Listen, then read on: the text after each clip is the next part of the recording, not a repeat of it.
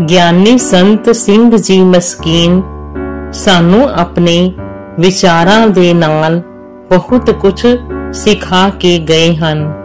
ਉਹਨਾਂ ਵਿਚਾਰਾਂ ਵਿੱਚੋਂ ਇੱਕ ਵਿਚਾਰ ਉਹਨਾਂ ਦਾ ਸੀ ਕਿ ਈਸ਼ਵਰ ਦੀ ਜਦ ਸਾਰੀ ਸਿਆਣਪ ਇਕੱਠੀ ਹੋਈ, ਈਸ਼ਵਰ ਦੀ ਜਦ ਸਾਰੀ ਸ਼ਕਤੀ ਇਕੱਠੀ ਹੋਈ, ਈਸ਼ਵਰ ਦੀ ਜਦ ਸਾਰੀ ਕਲਾ ਇਕੱਠੀ ਹੋਈ ਤੇ ਸੁਪਨ ਇਕੱਠਾ ਹੋਇਆ, ਈਸ਼ਵਰ ਦਾ ਜਦ ਸਾਰਾ ਰਸ ਇਕੱਠਾ ਹੋਇਆ, ਉਸ ਸਾਰੇ ਜੋੜ ਤੋਂ ਇੱਕ ਮੁਜਸਮਾ ਬਣਿਆ।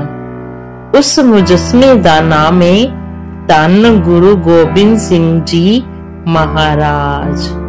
ਵਾਹਿਗੁਰੂ ਜੀ ਕਾ ਖਾਲਸਾ, ਵਾਹਿਗੁਰੂ ਜੀ ਕੀ ਫਤਿਹ।